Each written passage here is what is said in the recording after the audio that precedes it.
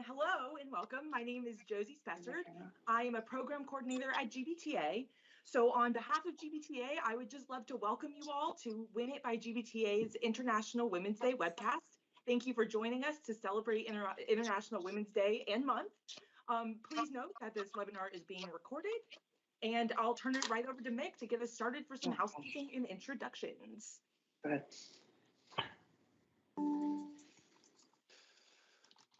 Welcome, everyone. And on behalf of Dorothy Dowling, our senior advisor, on behalf of Beth Knirk, our vice chair, welcome to our discussion today around Break the Bias. In celebration of International Women's Day and International Women's Month, we wanted to get together to discuss this topic in very broad terms. And before we get into the overall discussion for today, we did want to pause for a moment in recognition of what's happening around the world. What's happening in Ukraine, what's happening to the protesters in Russia. Our thoughts are with all of these individuals. And it's not only the people that are affected, but it's the ripple effect around all of the people who are experiencing this in ways that are unique to each individual. And while each of us are doing whatever we can with charitable donations and extending our thoughts and prayers, I just thought it was really apropos for us to just pause for a moment in a moment of silence and recognition to everything that's going on around the world before we start our discussion for today.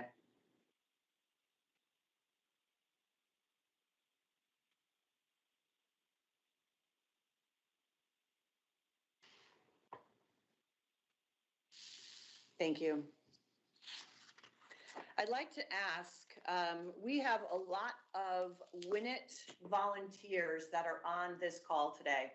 And what I'd like to ask is if every person that's on this webinar could put their hand up right now in the chat. If you are a volunteer who is part of the WINiT committee programming, if you could put your hand up for a moment. I'd like for Cam to be able to spotlight you on camera as we're talking about our WINiT programming for 2022 to give you some recognition in the work that you have been doing overall. This session is going to be very interactive.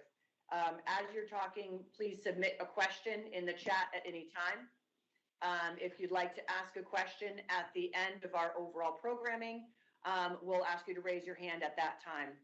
We have over 40 volunteers who've been dedicating their time over the last few months. And one of the things that we wanted to do in recognition of the time that they're dedicating is make sure that they get some visibility and our thanks when we have events such as this. Our agenda today is really focused on 4 things. I'm going to spend a few minutes just giving you an overview of the 2022 programming of what we're covering, which is on the next slide. For our individual 4 pillars for the WINiT programming across the board. We have a conversation between Laura Smith and Ace Callwood, a conversation with Kelly Kuhn and Margaret Smith, and then we've got a good amount of time where we're going to talk about what is important to you, what questions that you'd like to ask. Now, whether that's on camera or off camera, whether that is something that you want to put in the chat or whether it's something that you want to highlight with a on-camera conversation like we're sitting together in a living room. How you do that is up to you, but we really wanted to give you the opportunity to tell us what's on your mind and have this be really a lot more of an unscripted moment rather than something that's really been scripted and really programmed in advance. On the next slide, we've got members of our Strategic Advisory Board who are on this call with us today. And not pictured here is the fabulous Dorothy Dowling, who at the very last minute was able to change her calendar to be with us today. So while her picture is not here, if you've got a question for Dorothy, please make sure that you take the time to ask her. And on the next slide are the programming highlights for 2022. As you're seeing the pictures come up for those who raised their hands and the volunteers, you've got a wealth of information on this call. We're launching a one-on-one mentoring program in 2022. You may remember that Dawn Murphy created this program back in 2015. That is being relaunched in 2022. And it is a global virtual program that's being also supported by the technology workstream. Education that's focused around gender equity with the theme of inspire, ignite, and invest.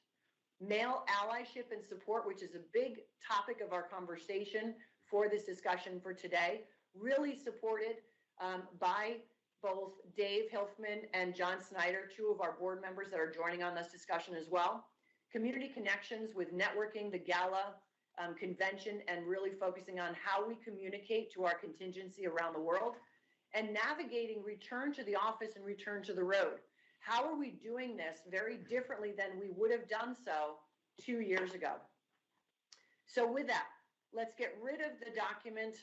Let's stop sharing the screen and let me hand this over to my colleague and the WINiT board member, Laura Smith, who's going to take us through with a fabulous conversation with ACE. Over to you. Thank you so much, Nick, and good morning, everyone. Thank you so much for taking some time to join us for this really, really important topic this morning. It's my absolute pleasure to interview Ace Callwood, who's the director for Envoy. We're going to hear from Ace just here in a second. But Ace, thank you so much for giving us your time. And I know it's extra special because I know you're on vacation, so that really makes this even more rewarding for us to have you in our midst this morning. So before we really get into the topic at hand, I'm going to go with just a broad question. Ace, tell us a little bit about your role and the work that you do at Envoy. Yeah, absolutely. So first and foremost, happy to be here. I am on vacation, but I think that's actually an important piece of the conversation as we're talking about male allyship. Like, it doesn't matter that I'm on vacation, because as a guy, I get to decide how and when I engage in a conversation around women. But when women are thinking about careers and personal and professional lives, like, you don't get to take days off. So when I was asked to be a part, and thrilled to be here, it was a no-brainer, irrespective of my calendar, right? Like, as an ally, I get to show up, and I do that on kind of the timeline I've been asked, rather than the timeline that happens to be convenient for me. So I don't get to check in and out. And I think that's like a really important piece as we're talking about what it means to be an ally. So all of that said, I'm in sunny Florida today. My home base is Richmond, Virginia, and I'm at a small firm called Envoy, where the focus of our work is negotiation and facilitation. So I'm not really a DEI guy, although I do a fair amount of DEI work. Really, our work as a firm is understanding how executive leaders make decisions and nudging those decisions toward optimal outcomes. So we're either supporting a team through a negotiation, or we're with an executive leadership team, strategy retreat, offsite summit, et cetera, helping them have hard conversations and making tough decisions. So really, it's kind of at the nexus of behavioral economics and influence is where our work lives. And I think that lends itself really well to conversations like diversity, equity, and inclusion, International Women's Day, or what have you. So kind of industry agnostic, but niche specific, if you will. Wonderful. Well, thank you so much for sharing that.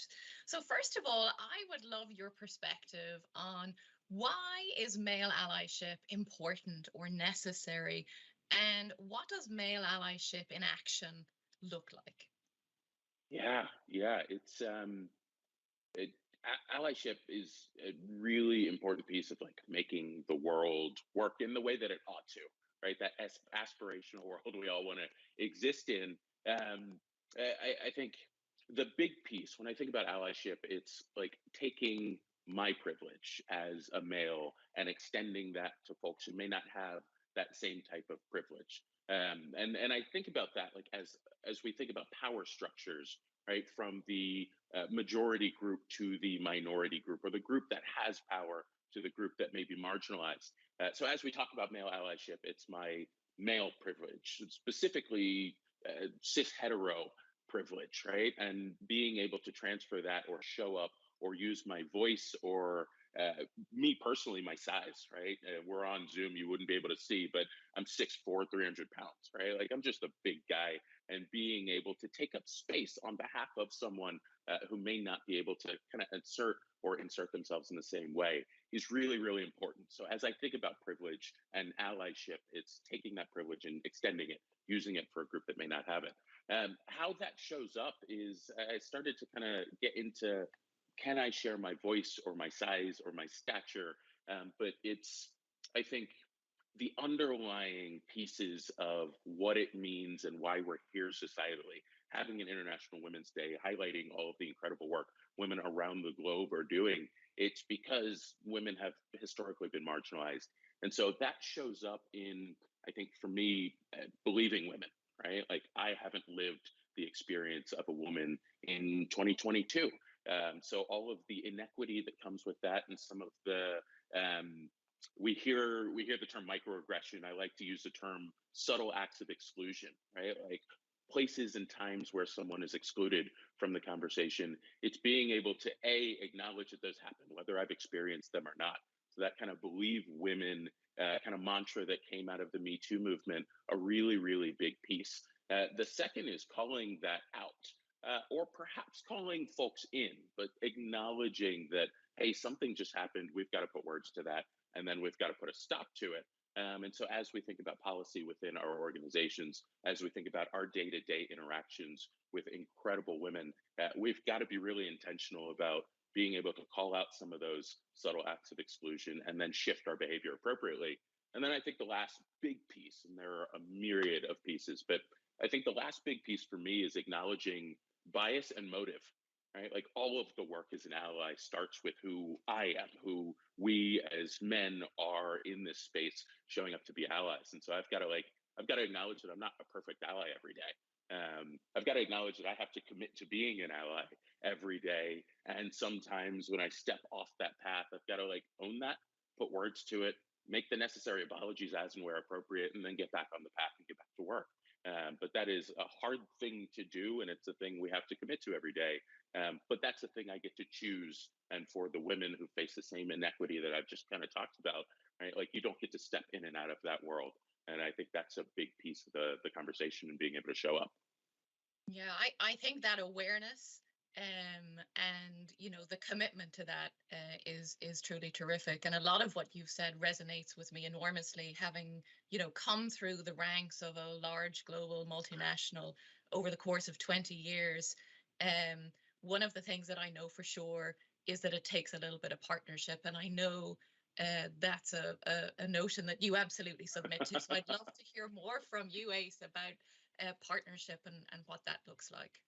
Yeah, I think the conversation around allyship is feels so one-sided so often, right? Like I have privilege, I will foist my allyship upon all of you women, and I'm an ally, and I just get to dictate that. And that's not how the world works, right? Like if China were to pop up tomorrow and decide that they're the US's ally, what do we do with that, right? Like that seems ludicrous, but we do it in this kind of interpersonal and professional realm and say, hey, I'm your ally now.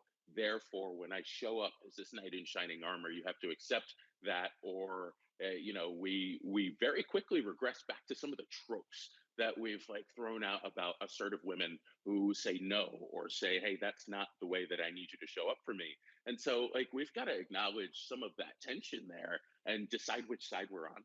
And I think for me, allyship is more about partnership. Can I show up and say, hey, these are the attributes I bring to the table, right? Like I can do this, I can do that. I'm really just trash in those areas, but these are the places that I might be a valuable asset to your journey to our journey, really, towards getting to a more equitable society, right? And so I think the partnership piece, how we build partnerships, and it's something we all do as professionals, how we build partnerships ought to apply to how we build relationships in pursuit of allyship, if you will. So that has to be hey, do you need me? Do you want me as a partner? What does that look like for you, right? Like if I cut you off to say, hey, this is a thing you should have said to this woman I'm an ally to, am I chopping you down at the knees and undercutting your voice? Or if you may be reserved and we're allies and you say, hey, when something happens, that's really uncomfortable for me to bring up, but it would be helpful if you surfaced that because of your position of privilege or power, right? Whatever that looks like, that has to be an active conversation and give and take. And so we don't get to just dictate that I have firepower and I can show up for you without you deciding if you need or want that and what that needs to look like. So I think we ought to be orienting to allyship more similar to partnership than I think the conversation has perhaps surfaced as I've heard allyship conversations across the board. Excellent. Now, two of the things you said there again just land, I think, really nicely. One is around, calling bias out.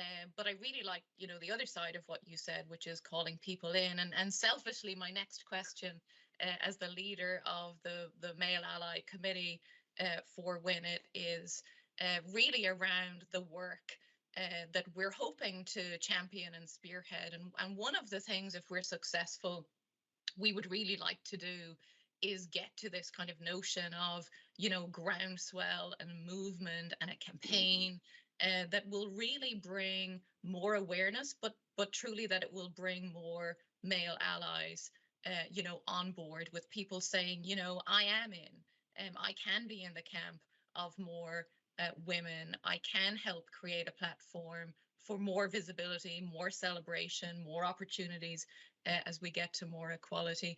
I'd love your thoughts on some things that you think I and this committee in particular could pursue in order to move that forward. Yeah. I think often in my work, and I know in our prep call, we were talking a little bit about nuance, right? And being able to hold multiple things at the same time. I find, and this is as someone who does a fair amount of DEI work, we get really precious around what DEI is, and we want to be really pure and like has to be perfectly intentioned. And I struggle with that, right? Like there's a larger conversation of if I can get somebody to a place where they can be nudged in the right direction to do the right work, do they have to get to that point where we're nudging them for the right reasons? And this is more of a question and a larger conversation to be had. But for instance, I see a lot of men who show up to be allies when they have a daughter or when they get married, right? And like they're the impetus, the catalyst for showing up to be an ally is, well, I have a daughter now. Well, now I have to think about what the workplace looks for her, and I have to be more intentional about my interactions with women. And like on one hand, I have certainly had the conversation of that's unacceptable. It's unacceptable to get there because of that, right? Like that's discounted all of the women you've worked with your entirety of your career. It's discounted your mother and just some important people in your life to say, I had a daughter, now it's time for me to start doing that work. On the other hand, there's like this interesting opportunity to grab that and say, okay, we're at a place where we're ready to start the conversation and let's start moving forward. And so I think really what I'm saying is we ought to create some space for acknowledging how folks get to a place where they're ready to step into whatever their version of allyship looks like and whatever that partnership looks like, and being able to create that space so they can surface the, hey, here's how I got here. Might not be the perfect reason, might not be the ideal catalyst, but I'm here and let's go do something with that. And I think creating space for us to say, hey, all right, let's acknowledge that there were other opportunities to get here, but also I'm glad you're here now. So it's kind of that calling people in rather than shutting down the conversation, which I see so often and candidly have been guilty of doing. So it all comes down to creating space to meet people where they are and kind of invite them in when they're ready. And then also being able to nudge and push and kind of prod to get people into that space. And so that's all to say, like, there's a lot of nuance that I think we lose in this binary. We can do this or we can do that, or this is good or this is bad. Like, we're complicated as humans. And I think being able to own that is a big part of being able to invite people in to be a part of the journey and the work that ought to be being done. No, I think that's amazing perspective. And I have to say, I personally love just the honesty and the confidence around that call out. I think that absolutely gets to the heart of what we want. And so, Ace, my last question for you, we've talked a lot about women this morning, as we should. That's the entire purpose for us being here. But I would like to finish on a question that relates more to diversity and inclusion more broadly. So would love your perspective on DE&I within the travel industry. What needs to change there in order for us to make more significant progress, from your viewpoint? Yeah, it kind of comes back to some of the candor we were just talking about, right? I think we're a global society, right? Not just being in a conversation with WINiT or GBTA, but like we've kind of entrenched into nationalism across the globe, and that's not the reality of a ship getting stuck in the Suez Canal and very much affecting my supply chain enrichment, right? Like we don't get to say that like this is our border and we don't have to interact internationally, except every bit of our life is predicated on international relations and kind of the geopolitical spectrum. So the first piece as we have a global conversation is we have to acknowledge that someone sorting out what diversity looks like in their backyard is different from ours, but very much affects us. And as it comes to the travel industry, as we're moving about the globe, I've got, for instance, a client headquartered in Sweden, and we're having a conversation around diversity, equity, and inclusion. And they're like, hey, we've got the gender thing sorted, and that's kind of the only bit of diversity we have to talk about. And it's like, nah, well, you've got folks stateside who are very, very much dealing with very different pieces. Gender hasn't quite been sorted. Race certainly hasn't been sorted. We've got like the best version of racism here, I think I can say as an American, right? But we'd have that debate across various countries, various corners of the world. And I think we have to. And as we're sending our people to various corners of the world, understanding the context and understanding the history of a place where we expect our people to be able to interact equitably is our job, right? Like we have to do that work before we're sending people out on our behalf, on behalf of our organizations, right? Like what I'd say is everybody has some crap in their house. What room the crap is in and who has to deal with the crap is different. But across the world, we've all got some garbage somewhere that we've got to take care of. Knowing what that is before we expect our folks to go out into the world, I think is really, really critical. And that starts at home. That starts at our home office, wherever that is. The work to say, where are we sending our people? What does the culture there dictate our people do, look like, interact with, etc.? And is that tenable for us? Not just from a business perspective, but if we're looking 50 years down the road, looking back on this moment, are our kids or our grandkids going to feel good about the decision we made to send our folks to that place and have that conversation, et cetera, so on and so forth. So I think we've got to have this like long view, the long work, as we say in the DEI world, of what legacy looks like, not just the business case, but will we be able to feel good about the decisions we're making today? And secondarily, have we done the requisite work to understand the implications of sending our people to various places, and will they be able to be effective? And if not, what does that look like? And that requires some candor, some discomfort, and some honesty. But I think that is our job as we think about DEI across the global spectrum. Wonderful. Well, thank you, Ace. I think everyone can just hear your passion, and we certainly appreciate your candor and everything that you're doing to have those uncomfortable conversations, to call people out, which I think is really, really important. And we've really enjoyed hearing your perspective on that. I know there's Q&A later on, so we may hear from you again, but thank you. And I am going to pass over to Kelly Coon. Thanks, Laura. Thanks, Laura. Thank you, Ace. Oh my goodness, we could be in conversation for days and days and days, right? And hopefully this discussion has really just sparked a lot of great thoughts and ideas and more questions for our team to engage in. And so now it's my opportunity to introduce everyone to my colleague and, more importantly, friend Margaret Smith. Margaret leads the Global Geographic Services and Business Operations for Accenture. And so, like many of us, a global job, but doing business and responsible for an incredibly diverse workforce and suppliers in every country Accenture does business in. So by nature, incredibly diverse. But what I think is most important and why I'm so excited that Margaret is here with us today is her nature and her ability to always be inclusive, even when it's challenging. And so, Margaret, thank you for joining me and all of us today to share your thoughts. It's a real honor to have you with us. And maybe I'll just start off with how you personally and how Accenture has kept inclusion, diversity, and equity at top of mind and in the conversation all the time, no matter what, and how that really drives the firm's culture. It's a great question. So first, I want to say thank you for having me. I love the forum. I didn't know it existed until I was invited, so my miss. Right? So now I'm very happy I'm here.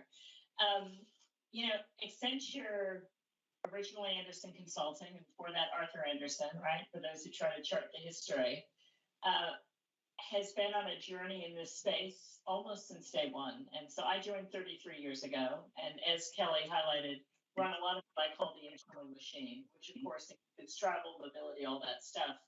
But this conversation, one of the things that was part of the Accenture, originally Anderson Consulting culture, was think straight, talk straight. And we actually had notepads that had think straight, talk straight on them. And what that gave us was the ability to have this conversation even when I was young, right? And so we have been on this journey. I think we're in a really interesting bit of the journey now. I find myself getting into meetings that are entirely female, and you have to start to have a moment of, you know, where's the course adjustment? Have we gone too far?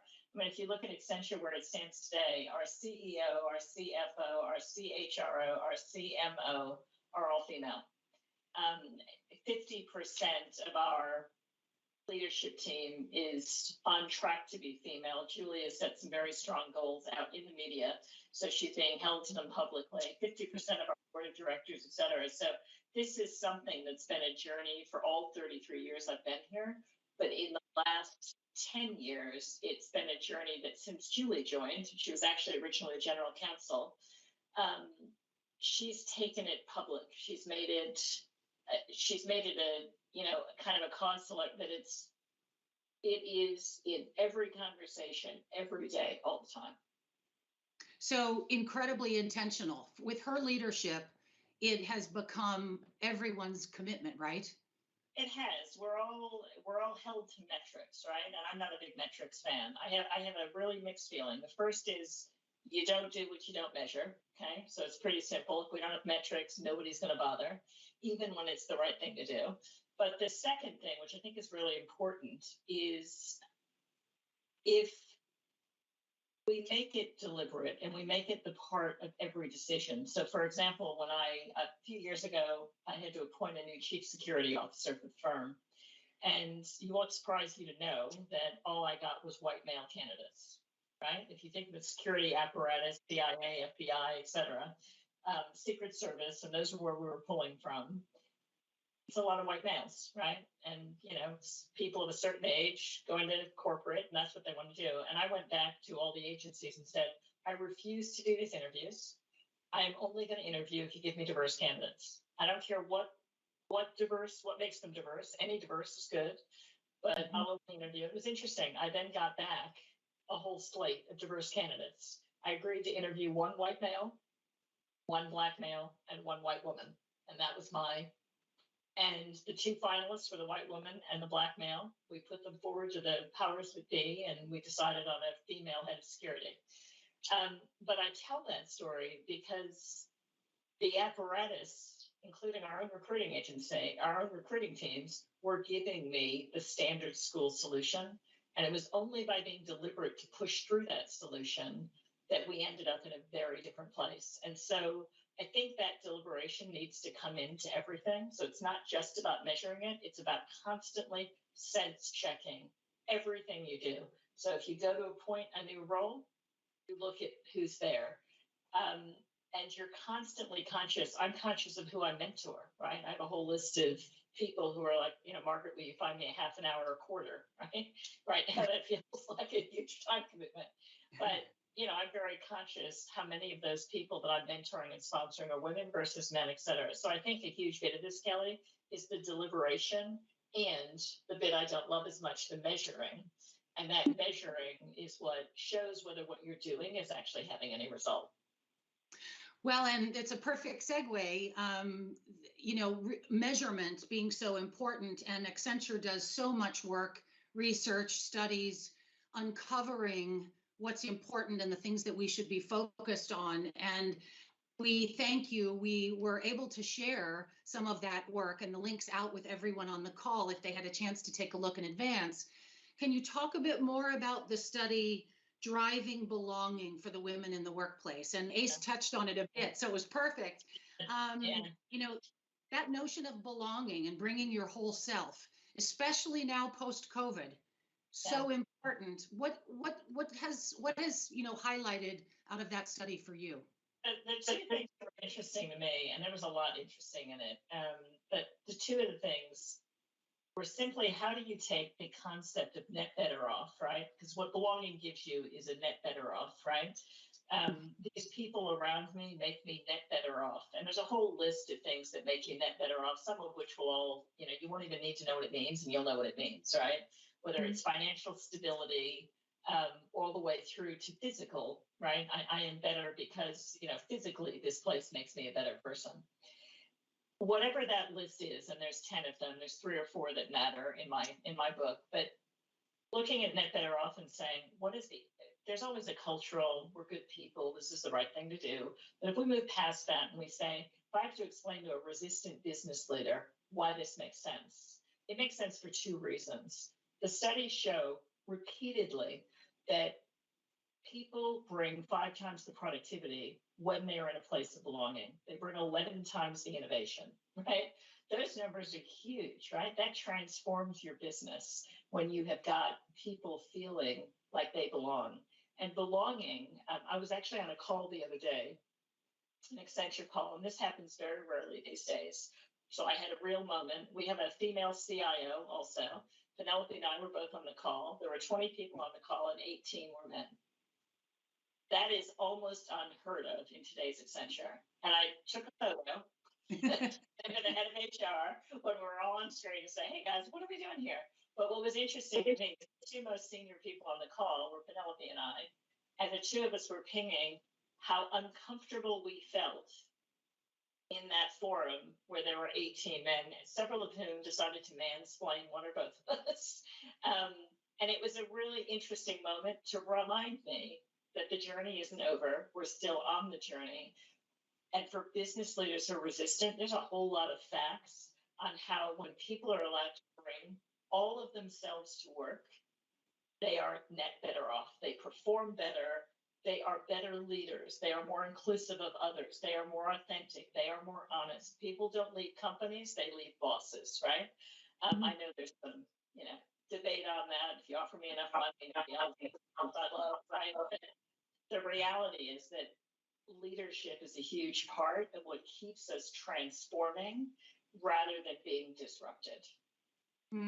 Wow. Well, and you're right. And for someone who doesn't like metrics, that sounded an awful lot like lots of great reasons why, as you said, to talk to any leader about this just makes good business sense, right? Yeah. Right. And so that leads us then to the topic today, celebrating women, but celebrating everyone being included and belonging, and this notion of unconscious bias. And I wonder, honestly, if some folks, until International Women's Day, decided the theme this year would be break the bias, I imagine there are lots of folks out there who'd never even considered bias before. And they think, well, I'm enlightened. I don't have any biases, kind of thinking that exists, I think, everywhere.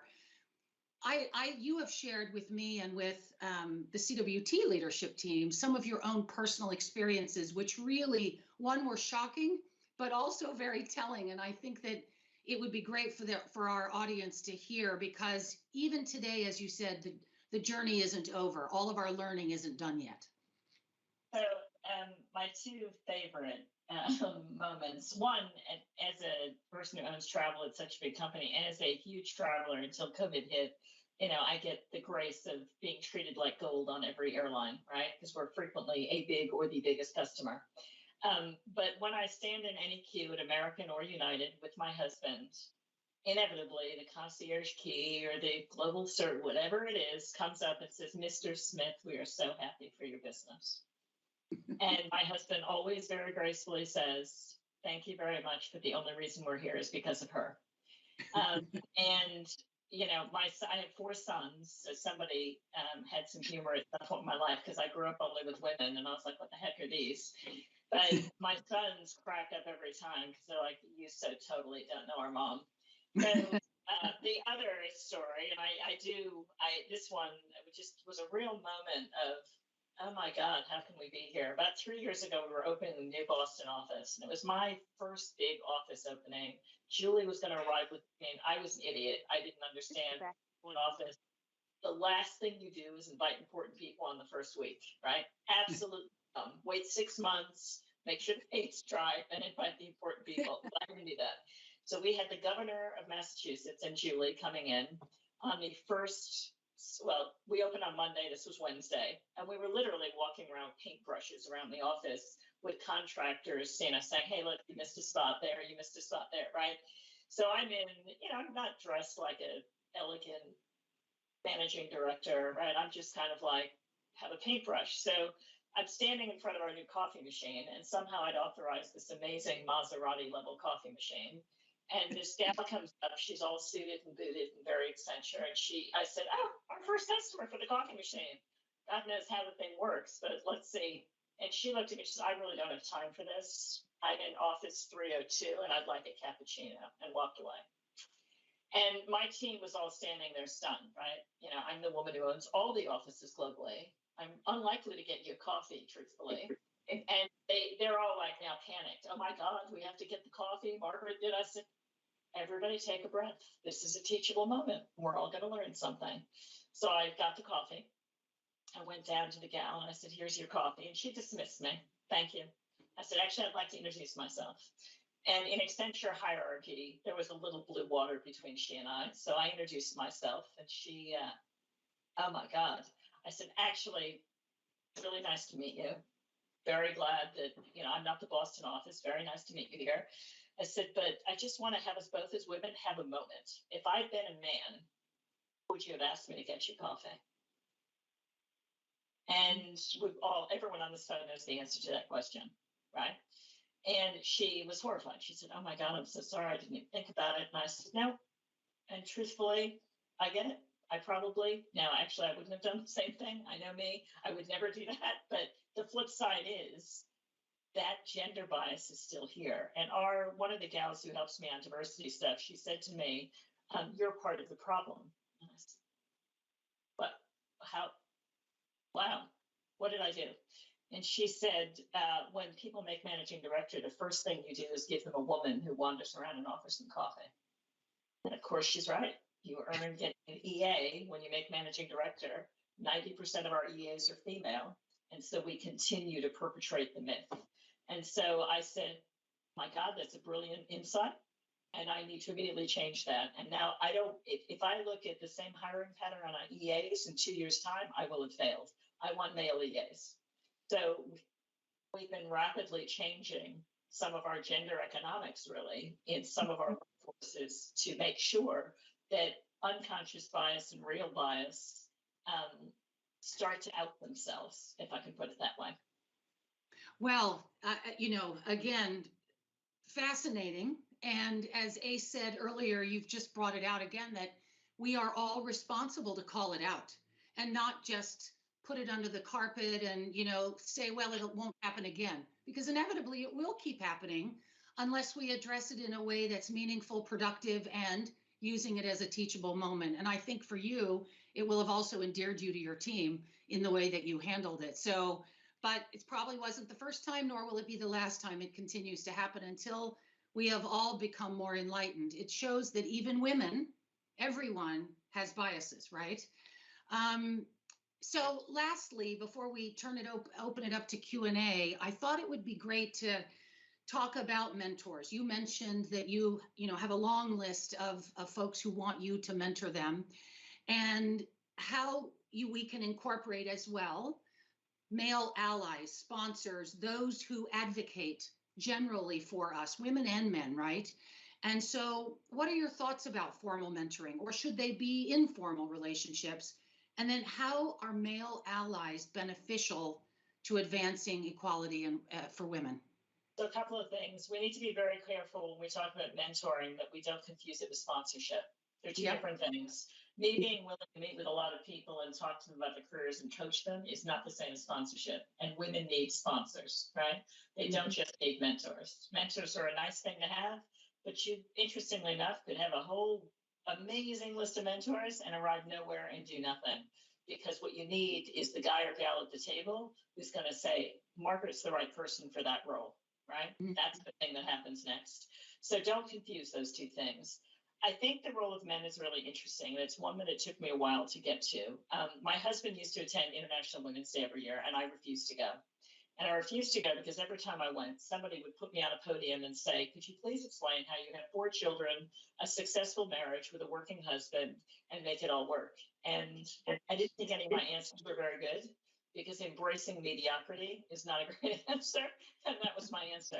So I shied away from Women's Day for many years when I had young children. And what was interesting is my husband was one of several men, and he was at Accenture for 25 years. He was one of several men who were in the room saying, what do we need to do to move this issue forward? And Ace, it absolutely wasn't because he had a powerful wife and no daughters. It was entirely because he was in the space you want him to be in, which is this is the right thing to do for both the economy, the company, and humanity. So let's get lined up and do it. And I think it took me a while to join what I consider almost a movement, and then to realize we had to be together in that movement.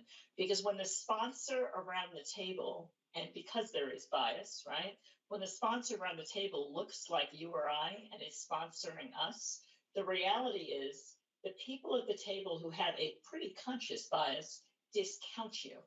Well, she would say Kelly was good. I mean, they both have gray short hair. They're both women. Yeah, I mean, come on. She's always gonna say Kelly's the one to go for, right? And when that voice doesn't look like us in a sponsorship way, that voice is more respected. And I hate that that is true, but that is true. And the old you can't be what you can't see, that also goes with you tend to listen to people and align with people who look and think like you. And that is where unconscious bias lives, right? But the reality is all of us know the more diverse the group, the better the decision making, right? But the reality is that doesn't always come through where it should. So I think mentorship, and men in particular, whether men are mentors or not, is a little less relevant to me. Whether men are sponsors is hugely relevant to me. And I think if you're living in an organization that doesn't have the diversity stats at the next level, right, wherever you're trying to go, then you have got to have men in that conversation, or it's not going to work. And I wish that wasn't true, but it is true. Mm-hmm. Well, Laura, I think that Margaret just outlined a wonderful mission and strategy for our male allyship agenda, right? That this is about sponsorship and advocacy. We want men and women saying really positive things about women across our industry to help them advance. Otherwise, we'll always hit roadblocks and obstacles that may not be able to be overcome. So I want to add one thing, and back to the woman who doesn't like stats. If we don't get this right, during COVID, women have lost huge amounts of ground. If we don't get this right, it will take us 100 years to get to equal in the workplace versus the 50 we were on track for. Okay, that's what the statistics now show, because women are spending more time at home, more have dropped out of the workforce, more are now taking the pause in their career, even if it's still employed, but they're not chasing whatever the next rainbow is. But 50 years has gone to 100. So no one on this phone will be alive when it happens, just to put it in context. Your children will not be in the workforce when it happens. So we have got to get this right, and we have to get it right fast and now. The acceleration, I think, is the moral there, right? We have to move a lot faster than we have been. I read just this morning, Margaret, to that point, that women in the C-suite and at the board level for the for the S&P 500 in the United States, it will take 250 years to get to equality at the current pace based on the negative movement we went during COVID. And so we have gone backwards in so many ways in metrics. And so the pace we've got to accelerate. That's all there is to it. Otherwise, we don't get the right outcomes. We don't make the impact that we need to make. So, well, and I think that you're right. There was a bit of humor somewhere in the stars when you and your husband met and got married, and you had 4 sons. So I think, and the last thing I'll leave it, and then I'm going to turn this back to Mick, and maybe one question we could explore a bit more, Mick, is that, you know, I read as well this morning in a study that so much bias begins at home. Children are learning bias at very young ages with how their parents are and how the people around them are. So I imagine you have 4 incredibly enlightened sons, Margaret, who I have a lot of, there's a lot of girlfriends in the world who have told me that they're very happy I kick some ass as a mom. Brilliant.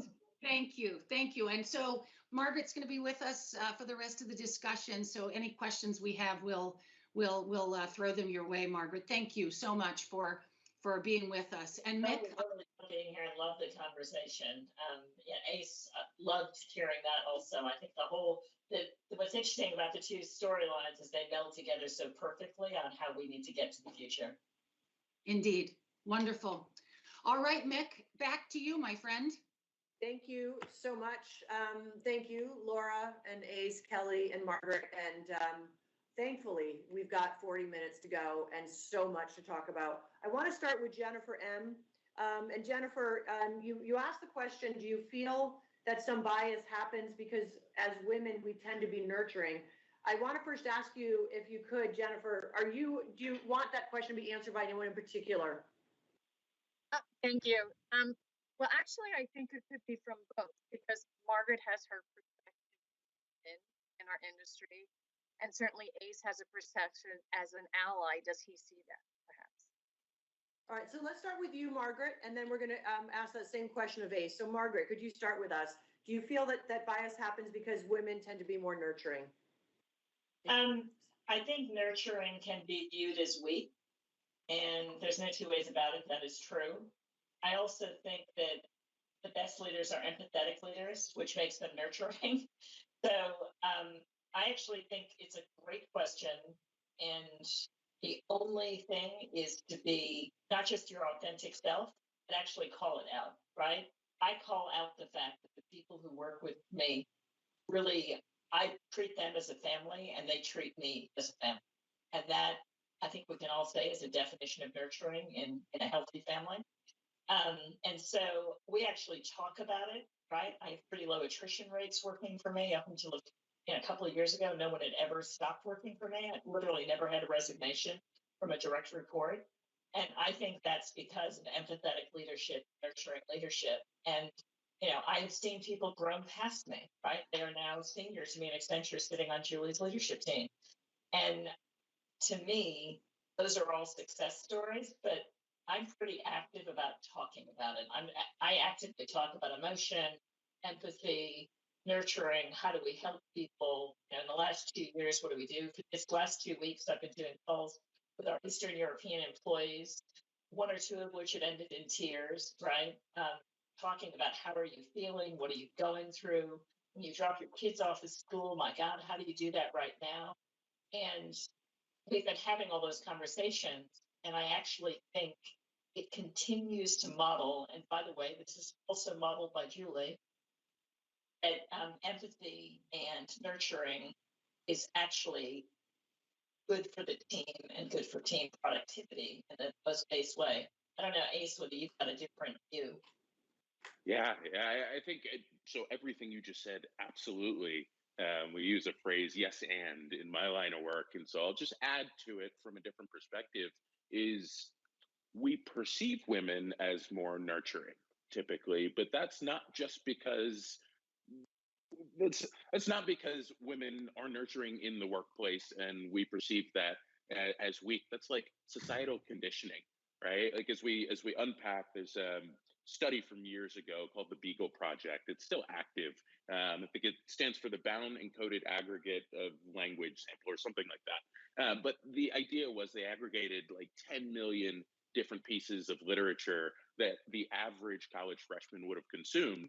And you started to see some trend lines, right? Like along racial lines, along gender lines, and like nurturing popped up a lot for women. Warm, nurturing, subservient, right? Like we saw closer to a direct correlation between those words and along gender lines, whereas men were powerful, assertive, et cetera, et cetera. So like there's a part of bias, and I think I saw a similar question around how do we start breaking bias. There's a part of bias that isn't our fault. That's the unconscious part. Conscious bias we can deal with. But the subconscious piece of like, how do I perceive women is because there are a bunch of data points swirling around us that are informing or nudging us toward that conclusion. And part of the job is to pause and say, A, is that bad? Right? Like, is nurturing a pejorative? And we use it as such right now. I think Margaret just nailed it. Like, it's not. Nurturing is good if we're truly building inclusivity and belonging and proper, effective, efficient team dynamics. But the second piece is, how did I get there? And how do I make sure that's not coloring every interaction I have with a woman in my personal or professional life? And I think those lines are really blurry and ought to be. And so, like, it's not just at work. We have to start breaking bias down in every single interaction we have with a person. And part of that is removing people from this homogenous group in which we see them. Right. So it's not all women are nurturing. It's this woman might be nurturing, and that might be valuable for our interaction. But if I start seeing individuals and take people out of a group and say the individual attributes that this person has as a human are valuable here and may be detrimental to team, and we can work on that there, so on and so forth, that's the work, I think. And that's a really important piece. So it's less that women exist this way. It's more, how am I being conscientious and intentional about breaking that bias? Well, I'm laughing a minute because your answer is almost the question has bias built in. I want to stay on this bias. I want to take it to you, Kelly. When did you learn that there was a bias? How did, and I'm interested to learn, how did you learn how to manage away from that? And who did you learn that from?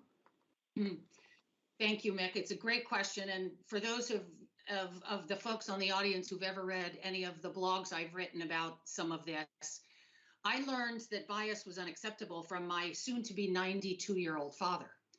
Because when you grow up on a farm in Kansas during harvest time, it doesn't matter if you're a boy or a girl.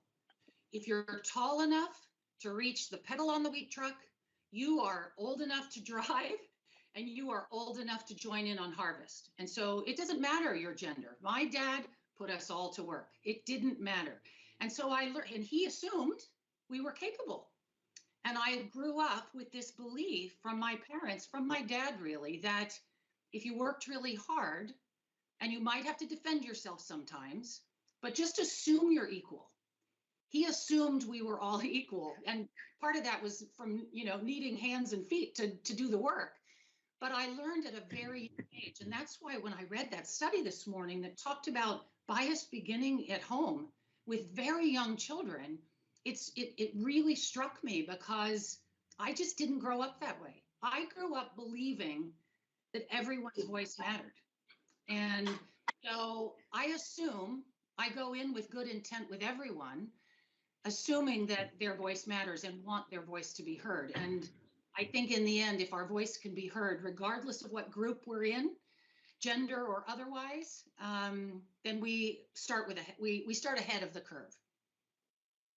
And assuming good intention, and I love that. And I want to jump over to you, Laura. We've talked about bias, and you and I have talked about challenges that women continue to face in their careers. And it might sound a bit strange that in 2022, some of the things that we're continuing to face, and you've got a particular view on that. Share some of your thoughts around that. Yeah, thanks, Mick. Well, it's so funny. I can relate a little bit to some of the stories that Margaret told and told them so well. I mean, many's a trip I've been on where it's been assumed I've been the EA to the entire group of males that I've been traveling on, either deplaning or in in an FBO or elsewhere. I think for me, part of the challenge that I think females continue to have really is just around the confidence to speak up. And it took me a very long time to really get there. And as someone who moved, to the US almost 10 years ago, I think I was young. I think I can say that like as a young Irish female married to a black guy with mixed race kids to Oklahoma I'd come from a very, rich European background. I could write a book, honestly, about all of those challenges. But I would just say, having that confidence to speak up. And it took me such a long time to really realize that there were people in my, work and personal life from whom I didn't need to get validation. And I think getting to the point where you can call things out, such that very recently, as almost, the only female, on the senior team here in the US, I got to the point where I'm saying, seriously, like, of all the people you could be looking at as you asked that question, you're looking at me. And that takes a little bit of confidence, and I think humor has helped me break through a lot of that.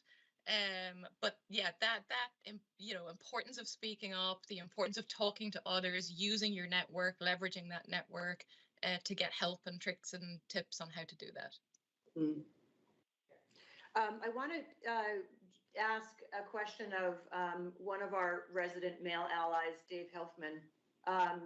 You've recently rejoined the WINiT board, and you talk a lot in conversations about the responsibility that men have to open doors and in your words, bust ceilings. Talk a little bit about some of the things that the conversations you've had with some of your male colleagues, Dave. Well, Mick, thanks, and to everybody on the call. Delighted to be a part of this conversation, and of course, honored to be back on the WINiT board. Thoroughly enjoyed the comments, Ace and Margaret. I mean, spectacular in so many levels, and so candid and on the money. You guys should all know, I feel a little, I think I'm just lucky because during my career on the airline side of things, I had such great bosses that were women. And so first off, maybe I was just unique. I mean, I had, starting out with Maria Sastre at Eastern, who was just extraordinary and articulate, was not afraid to tell anybody anything, which I loved. She was very respectful. Cindy Shear, who's now, I think, in the telecom area. Bonnie Wrights, who so many of you know, was very straightforward and candid with me on so many things. And then, I've got to work with people like Monisa Klein, who was extraordinary. Karen Catlin, Aileen Furlong, who's on the call. These are all brilliant people. And one of the things I think I was maybe blessed in this is I recognized their talents early. Not only were they extraordinarily bright, they never had any issues of sharing credit. Maybe it was just one of the gifts. I don't know. Women, is that nurturing? I don't know. I think it's just smart. And they never seemed where they were jealous of anybody's great work. They shared it and they gave credit. And because of that, I think I always embraced the fact that was going to be a lot better if we had great women leaders throughout the organization. And I was proud, towards the, as I was retiring, that way over, I think our sales force at the very end of 2018 was like 70% women, and our top leadership group was well over 50%. Again, Margaret, you said something, this was not just to be nice or that was necessarily the right thing to do. That was the right thing to do. It's because it was right for the company. The results were there. And I think, again, starting out very early in my career, I realized that, women, regardless, whatever gender, if you've got the skill set, you know how to interact, you're willing to share credit, you get things done, and you actually deliver results. That should be the distinction of why you get hired and why you get promoted. And I understand that doesn't happen everywhere, and in fact, there's much yet to be done. But maybe it was just in the travel industry, in particular in the airlines I was serving in. And I give a lot of credit to all those women for helping me, I think, be a better leader. I think Margaret was spot on. There are two things. Mentorship is very important, and that's helpful. But man, you got to have those sponsors. And frankly, I failed in some cases because I was making a big case for some people, and I realized I was running into a male glass ceiling on some of those issues relative to the women I wanted to promote. And I realized there was that comfort level. And I think Ace talked about it, others on this call, I don't know, it was Kelly, Laura, where some men just aren't still comfortable with women in the workplace in some of those roles. It's wrong. We have to find ways to get past that. I still don't understand it, but you got to embrace it and figure out how you improve that. And I know there's many initiatives across many companies to get that fixed. And ultimately, those people will get found out and get exited out if you don't get past. It's such an old, I just don't know. I guess maybe whether it was, from your parents or when you first started out or you had a bad experience, that's just something you haven't been able to get through, but we have to work through that. I always just felt very comfortable in that. And anyway, as I've gone through the years, I've recognized the fact you got to be a good sponsor and you've got to get people promoted and pay a little extra special attention to the women, knowing that there's been some of that bias. And of course, so many of you on this call, and Nick, you're one of the leaders, you, Knurk, Dorothy, Rita, so many people I've worked with, and there's so many others I'd love to call out, have found ways to excel and achieve these executive level positions and ultimately will be CEOs, I suspect. And I'd be proud to know I was a small part of any of that if working along with you. And one final note, from a personal perspective, and I think I told Dorothy Dowling, Dorothy and I did an interview during the GBTA time, which I very much consider myself part of the GBTA family and advisor role. I failed to mention one of my heroes was my late wife, Tracy, that many of you had a chance to meet. And it was her extraordinary strength in the midst of her cancer challenges. And I remember she was doing her work. She was working at Shell and then at Ministaff. She had been in the airline business, Continental and Southwest previously, raising Marshall and dealing with this god-awful disease, insidious disease. And I just watched her with such grace and how she used to talk about some of the challenges with some of her male bosses, but she made her way and ended up getting promoted, found ways to work through things.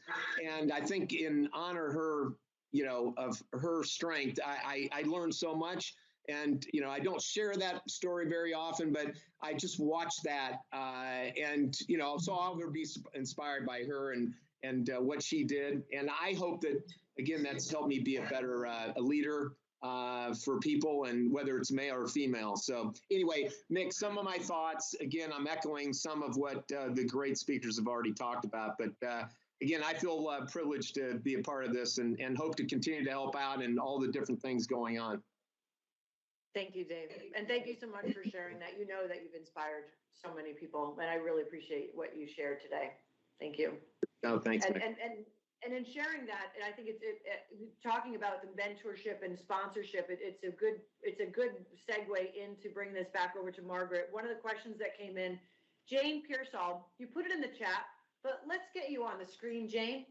Talk to Margaret. Let's get Jane on the camera if you'd like. Have the conversation and ask her directly, Jane. Jane is a leader with Best Western. She's one of the leaders in the founding mentor program with WINiT, and she was brought in to lead the restart of the 2022 mentor program for WINiT. Would you like to just ask Margaret your question yourself about the mentor program? Yes, hi Margaret, thank you. Great presentation. And I wanted to ask you, do you have a formal mentor program at Accenture? And if so, who was your biggest mentor in your life and how did that make an impact? Yes, we do. It does depend a little bit on the group you're in, right? They tried to launch it globally, but now with 700,000 people, I don't have to tell you, that's kind of tough now. So for those of us, we've taken the mentorship programs and kind of spread them out through all the silos. So I can go out and say, I want to be a mentor, and people can formally choose me as a mentor, et cetera. So yes, we have a program. My biggest mentor was a gentleman who's now retired, a guy named David Tomlinson. And it was one of these, I arrived in England, I'd only been with Accenture 3 years, and I was already known to be a bit of a handful because women in England in 1991 were not technologically literate at all. And I was on the consulting side, I was very technical, and I was being told to basically spend my days doing PowerPoint because women couldn't discuss network provisioning. And this guy had been hired from the outside, which to all of you, you're like, why is that a big deal? Well, for Accenture at this point in history, no one was hired from the outside. You started at 22, you made partner at 32. This was the life you were going to live, and it was all charted out. And so David was new, and he'd been brought in as a partner, which was just unheard of. And somebody threw us together and said, he was told, and he was very open with me. He said, I've been told that we're likely to fire you. You're very unlikely to be able to amend yourself to British culture, which, had some truth to it. And so I'm here to see whether, quite frankly, you're of value. And I had learned a quick trick to figure out who were the women in people's lives. And I quickly assessed that he had some sisters who were very, very strong, all in the workforce, all climbing ladders we would respect. And so I had a moment of, okay, he's not judging me as a woman, he's judging me as a human. And I stayed with David as my mentor and frequently boss and navigated throughout Accenture for the next 25 years. And, without him, I absolutely would not have the confidence to do what I've done, because every time I hit a roadblock, right into David's office and said, this is how I'm internalizing this. And he was very unemotional, and you're internalizing something that isn't really there. Let me give you a different perspective. And so we were good foils for each other. And he lifted me up. And so I would give most of my career credit, other than I, worked pretty hard myself, to David. But I was very active about that relationship, right? He was sent to China. I said, I'm not losing him as a mentor, and he's going to keep being my mentor even in. And so I made sure when I found the link, and he frequently acted as a sponsor when I got further in my career and needed to be talked about in the right rooms. But it was finding somebody who would be honest with me, who would not always agree with me. That was a huge deal to me, telling me that my, panic about this wouldn't happen or that wouldn't happen, or I wasn't in that meeting and that's a big deal, isn't it? Right. Giving me the opposite opinion frequently, and all of those things really made me much better. And it also made me better as a mentor to other people, because I frequently reflect on, there's a little bit of what would David say, and then I go and kind of charge in with that. Don't you find, Margaret, that oftentimes people don't really understand the difference between a mentor and a sponsor? Yes. And right, a sponsor is much more active, and not that mentors are necessarily passive, but can you describe the difference in your words between the two from your view? Yeah, really easy. Mentor to me is a bit of a psychiatrist's couch. You go in, you tell them what's going on in your life, they give you a bit of coaching, they give you some therapy to kind of maybe you could navigate this way, but you don't rely on them to go into the room and say the right person for this job is Margaret Smith. That's a different role. And frequently with your sponsor, you may have I want to say less authentic, and I don't mean this in a bad way. You may have a less authentic relationship, because you want your sponsor to see the absolute best bits you want to show them. So when they walk in the room, they don't have a doubt.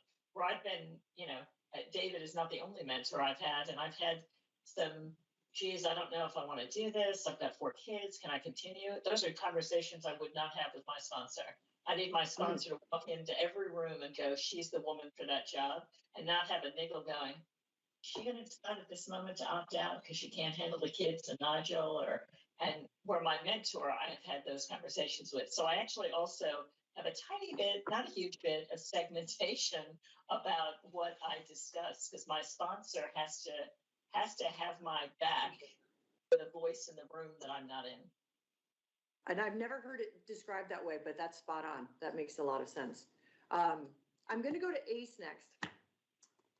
And I feel like I could talk to every one of you for about 4 hours. So we're going to speed date, because I want to get around to a lot of you. All right, Ace. You're the only male in your immediate family. And one of the things, because you and I have had several conversations, but one of the things that I think would be interesting for everyone to hear and understand is the impact that has had on allyship to you. I think you're on mute, Ace. We got, hour and a half into the segment, and I've been the only person talking to myself on mute. So there we go. August. Yeah, no, I've had some incredible women in my life, and like, not that my dad wasn't around. I'm a military brat. He was always deployed, so I was raised by my mom, and I have three little sisters. The middle of whom is a developer at Accenture, actually. So she's down in the Raleigh office, Margaret, and loving it. So I've just had these, like, I'm the black sheep of the family, and then I went off and built tech companies, and like they're just like highly accomplished, and that's been important, right? My mom's got a master's from Berkeley, eats differential equations for breakfast, and I've never beaten her at Scrabble. So like my basis, my home life started with I am an equal and on equal footing, and gender isn't really influencing how we exist in the world, right? Like that's how I grew up.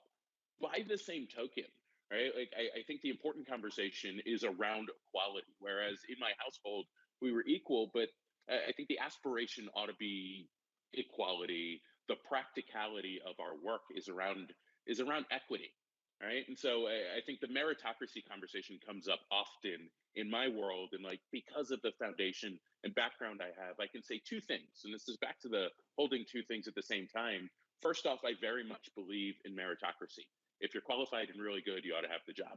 But the big caveat is we have to adjust for bias, right? We can't have just the former. We have to do the latter in order to aspire to a society that prides ourselves in the former, right? Like if we just have meritocracy, if we get to equality, the delta will remain the same on the gender side, on the racial side, across diversity and demographics. That delta remains the same as we move forward equally. In order to counteract, we have to counterbalance all of the inequity we've had to date. And like, so meritocracy can't just stand alone on its own. We have to account for bias, and that requires an overcorrection to get women where they need to be, and underrepresented minorities, demographics to where they need to be, so on and so forth. So I know we're limited on time. I kind of wanted to land that, but the foundation comes from an incredible household of women who call me on my shit, keep me moving forward, and are an inspiration every day. That's where I started, but I think this is the real work. Give me one practical action of so is that a recruitment diverse slate? So a requirement of, you know, you get your best candidate and make sure that you also get your best diverse candidate, and you do that, you even make that a requirement for the interview process. Is that an example of something that would help to ensure that that's done? Yeah, that's I think a huge piece is, do I have a diverse pool that I'm hiring for, right? Like an individual can't be diverse because diversity is relative to the group. And so if the whole entire kind of level in an organization looks one way or skews one way, we have to actively counterbalance that. And I kind of talk about meritocracy because the pushback and the like philosophical debate is, well, isn't that unequal for X group that's already at this level? And it's like, well, we're not shooting for equality quite yet. Right now, in the short term, it's got to be equity. And that means we have to over index on the underrepresented groups in that pool. Like that has to be active and intentional through and through the process, and will be for some time. I think we underestimate how long that takes. We're talking generations of over indexing on or pursuing that equity before we get back to being able to candidly talk about what equality looks like in the macro. And I think that's important. It's that over indexing, Nick. And all the more reason why it's important to start now. Exactly. Absolutely. Yesterday, right? Amen. Yesterday. We've got a hand up for Leanne. Let's go to Leanne Turner. And in full disclosure, Leanne is amazing, and she's on my team. Go, Leanne. I think Hi, we're on the everyone. 10th floor. We're on 16. Leanne's I am. live. Hi. Hi, everyone. Thank you so much. This is fascinating. And a personal, something Margaret mentioned about your sons. I also have two white sons, and I'm obsessed about making sure that they see women and especially women of color in positions of power. It was really important to me when we moved that I found a pediatrician, a dentist, that our school district was staffed not just by white men. I don't want them to see themselves as the default. And I loved your comment about mediocrity, embracing mediocrity not being an acceptable answer, because I think that feels like what my life a lot of the times. They're 4 and 18 months old. So, but back to my question, which was, I'm really interested in pay gaps, and I've read that transparency around salaries can lead to more equitable pay. So what you were saying is about not equality yet, but maybe making things more equitable. Do any of you have experience with this? Because it still feels like a very off limits topic, like we're still not really supposed to talk about it. Yeah, Julie, I mean, if you don't mind, I'm going to dive in a little bit because, you know, the joys of employing 700,000 people, right? Julie's really been out in front on this, and she and Ellen, who's our CHRO, are hugely focused on eliminating gender pay gaps throughout Accenture. So, for example, payroll, the big cycle for us is September, and I do all my, you know, comp personally, right? I'm one of these people who really believes comp is one of the ways we say we value you. And so I go through and do it all, and then I get a note back from HR saying, I'd like you to explain why these people look like they're making less than these 7 white men, or, you know, et cetera. And I have to go through and actually explain it. So you know, we are actively doing it. It is hugely difficult. I think it does have one downside, which I've seen. It means you have to be very, very clear that everybody is documenting and absolutely writing performance reviews. Because I end up in situations where I can't explain why Mary's getting paid less than John. And I call a few people and say, hey, I've gotten this question, and they're right, it's a good question. And I'm looking, and Mary's 18% behind John, and I look at experience, and I'm not figuring out what's the deal.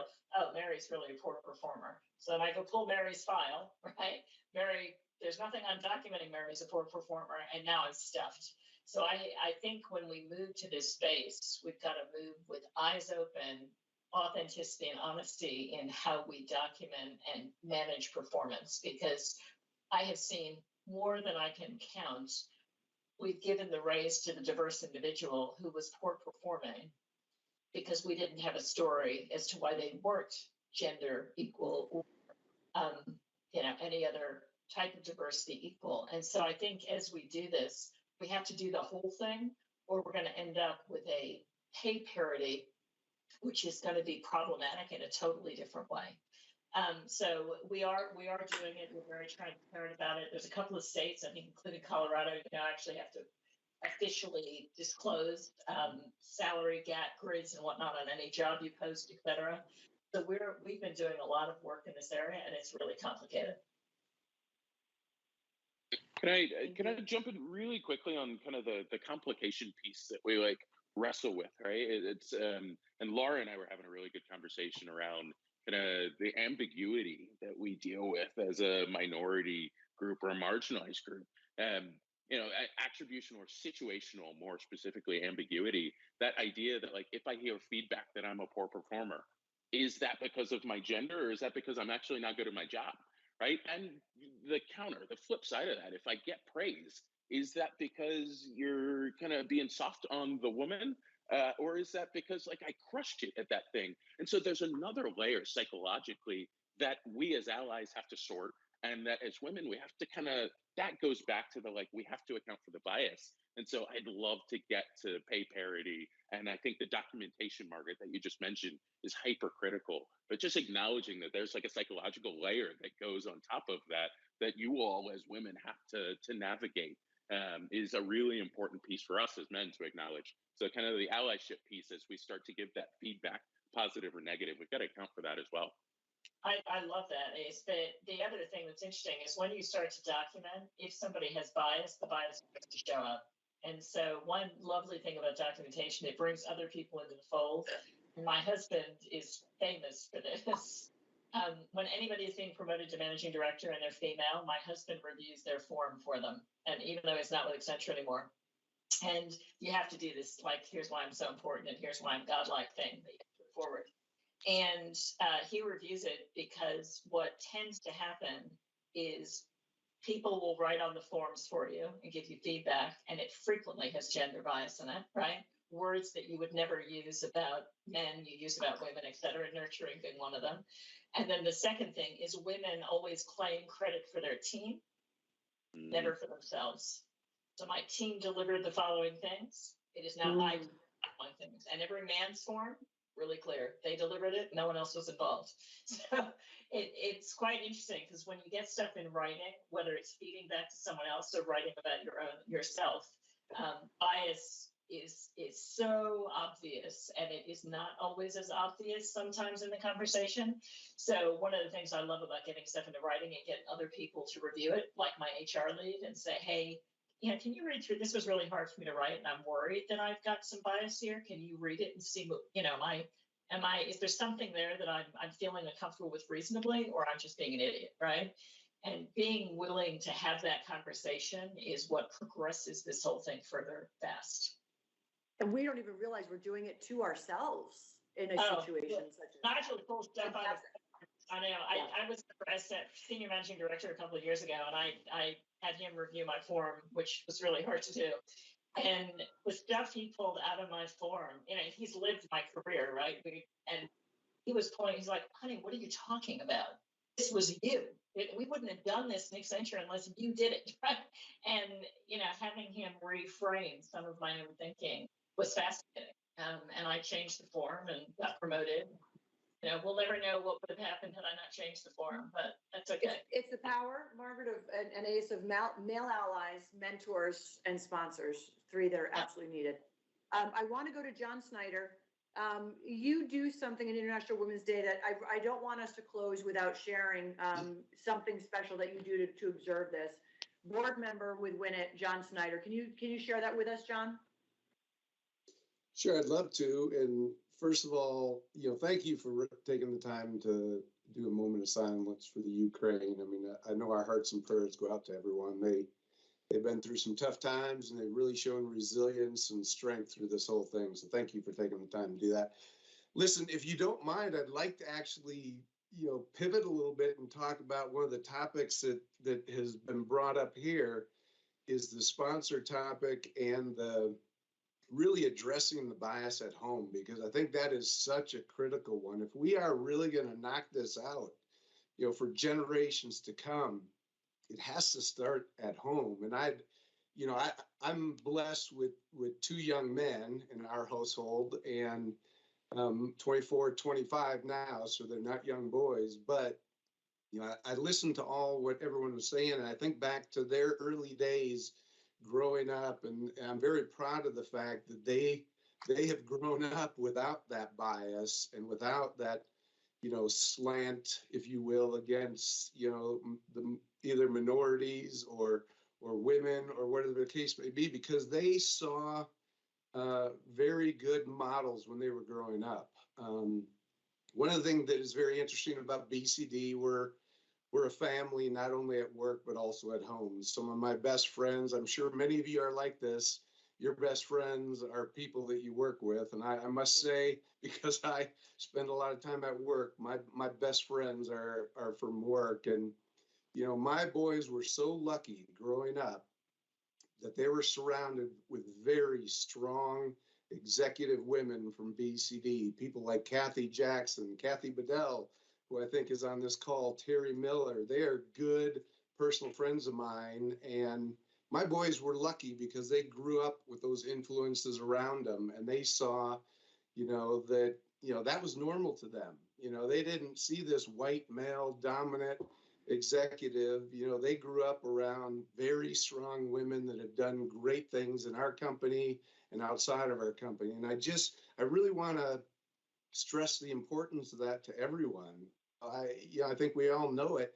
We've got to start this at home, and we've got to start this at young age with generations coming up, or we're never going to break this bias. I mean, I think that is such a key point we all need to focus on and think about. And I never really even thought about the whole sponsorship thing until getting on this call, oddly enough.